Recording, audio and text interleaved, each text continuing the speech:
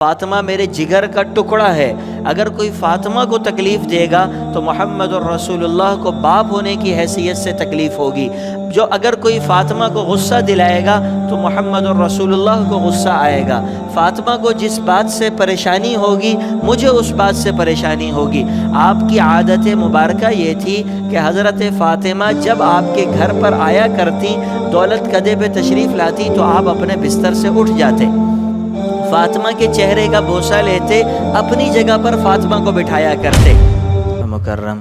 معزز سامعین گرامی، 8 مارچ کا دن خواتین کے حقوق کے لحاظ سے عالمی سطح پر منایا جاتا ہے۔ اقوام متحدہ نے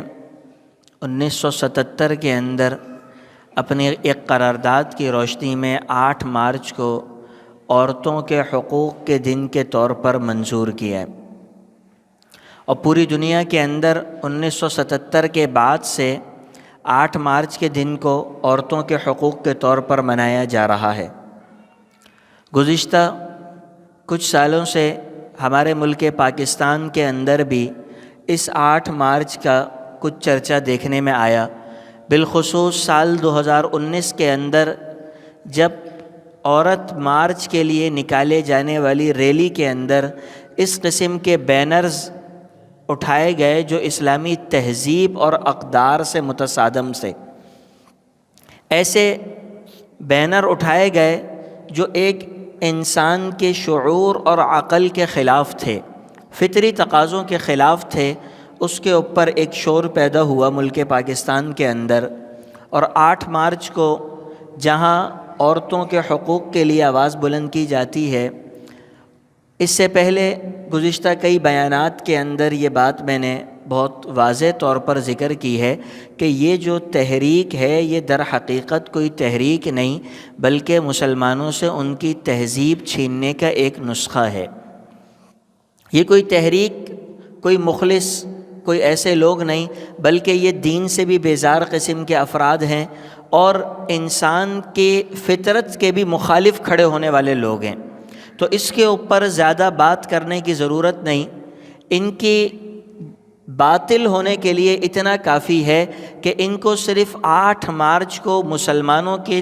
تہذیب اور اقدار کے خلاف تو عورت کے متعلق باتیں یاد آتی ہیں، لیکن جب یہی عورت افغانستان میں، عراق میں، فلسطین میں اور مختلف ممالک کے اندر جب پس رہی ہوتی ہے، ظلم کی چکی میں پس رہی ہوتی ہے، تو یہ سستے لبرل اس وقت منہ بند کر کے بیٹھے ہوتے ہیں۔ آپ نے کبھی دیکھا ہو کہ جب فرانس کے اندر مسلمان عورتوں کے چہرے سے حجاب کو چھینا گیا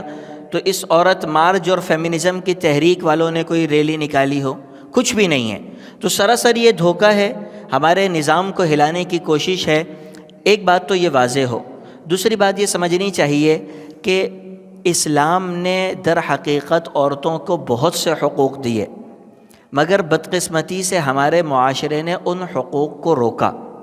ہندوستان کی تہذیب کے زیر اثر آنے کی وجہ سے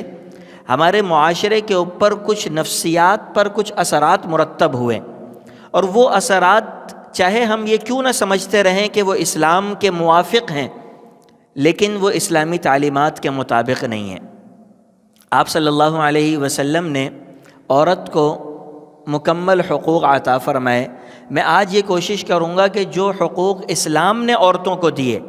آج ویسے تو دن کوئی بھی نہیں ہوتا ہمارے یہاں، لیکن پھر بھی اس مناسبت کو مد نظر رکھتے ہوئے جو حقوق اسلام نے عورتوں کو دیے وہ ذکر کیے جائیں، اور ہمارے معاشرے میں جہاں اس حوالے سے کوتاہی پائی جا رہی ہے، جہاں پر چاہے بیٹے ہونے کی حیثیت سے ماں کے حقوق میں کوتاہی ہو، شوہر ہونے کی حیثیت سے بیوی کے حقوق میں کوتاہی ہو، بھائی ہونے کی حیثیت سے بہن کے حقوق میں کوتاہی ہو، باپ ہونے کی حیثیت سے بیٹی کے حقوق میں کوتاہی ہو، تو ان چیزوں پر نظر ثانی کر کے اسلام کے دیے ہوئے حقوق اپنے گھر والوں کو عطا کیے جائیں، تاکہ ان حقوق کے ملنے کے بعد کسی کے ذہن میں بھی یہ بات نہ آئے کہ اس سے بڑھ کر بھی کوئی حقوق ہو سکتے ہیں۔ اور اس میں دو رائے نہیں کہ ہمارے معاشرے کے اندر اس حوالے سے ایک طرح کی بے اعتدالی پائی جاتی ہے کہ بہت سی جگہوں پہ عورتوں کے معاملات میں رعایت نہیں برتی جاتی، جو اسلامی تعلیمات سے متصادم ہے۔ آپ علیہ الصلوۃ والسلام کے اگر احادیث کا جائزہ لیا جائے تو حضور صلی اللہ علیہ وسلم نے ایک دفعہ ارشاد فرمایا، خیرکم خیرکم لأہلہ وأنا خیر لأہلی، تم میں سے سب سے بہتر آدمی، تم میں سے سب سے افضل آدمی، سب سے اچھا آدمی وہ ہے جو اپنے گھر والوں کے لیے، اپنے بیوی بچوں کے لیے اچھا ہو، جس کے بارے میں اس کے بیوی بچوں کی رائے یہ ہو کہ ابا اچھے ہیں، شوہر اچھا ہے، وہ جو ان کے لیے اچھا ہو، ان کا خیر خواہ ہو، ان کی دیکھ بھال کرنے والا ہو، تم میں سب سے اچھا وہ ہے۔ اور پھر آگے ارشاد فرمایا کہ میں اپنے گھر والوں کے لیے سب سے اچھا ہوں۔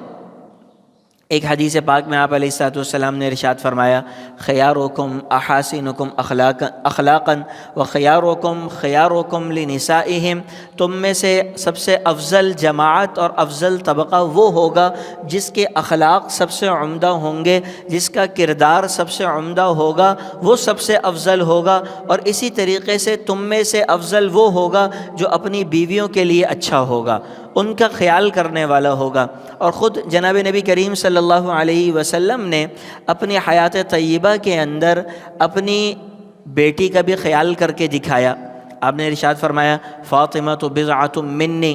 فمن اغضبها اغضبانی۔ ایک جگہ ارشاد فرمایا، یریبنی ما یریبھا ویؤذینی ما آذاہا، فاطمہ میرے جگر کا ٹکڑا ہے، اگر کوئی فاطمہ کو تکلیف دے گا تو محمد الرسول اللہ کو باپ ہونے کی حیثیت سے تکلیف ہوگی، جو اگر کوئی فاطمہ کو غصہ دلائے گا تو محمد الرسول اللہ کو غصہ آئے گا، فاطمہ کو جس بات سے پریشانی ہوگی مجھے اس بات سے پریشانی ہوگی۔ آپ کی عادت مبارکہ یہ تھی کہ حضرت فاطمہ جب آپ کے گھر پر آیا کرتی، دولت کدے پہ تشریف لاتی تو آپ اپنے بستر سے اٹھ جاتے،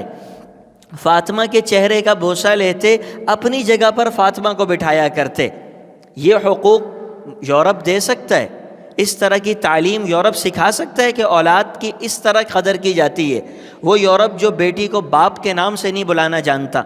وہ ہمیں سکھائے گا کہ حقوق کیا ہے۔ حضرت فاطمہ رضی اللہ تعالی عنہا کہ جس طریقے سے آپ علیہ الصلوۃ والسلام نے ان کا خیال رکھا، ان کے گھر آنا جانا، ان کے بچوں کو اپنے کندھوں پر بٹھا کر گھمایا کرتے، اپنے بیٹی کی اولاد ہونے کی وجہ سے اپنے کندھوں پر بٹھاتے، اور اونٹ بن کر، گھوڑا بن کر بچے کمر پہ ہوتے، حضور ان کو چکر دے رہے ہوتے۔ حضرات صحابہ کرام، ایک دفعہ ایک صحابی نے دیکھا، عرض کیا، کیا بہترین سواری ہے، کیا بہترین سواری ہے، حضور گھوڑا بنے ہوئے ہیں اور کندھے اوپر، کمر کے اوپر حسن بیٹھے ہوئے ہیں، کیا بہترین سواری ہے؟ آپ نے فرمایا، نہیں نہیں نہیں نہیں، بہترین سواری تو ہے، بیٹھنے والا بھی تو بہترین ہے۔ نعم الراکب، بیٹھنے والے کی کیا شان ہے، تمہیں حسن کی شان معلوم نہیں، حسین کی شان معلوم نہیں۔ یہ اس انداز میں بیٹی ہونے کے لیے آپ نے خیال رکھا۔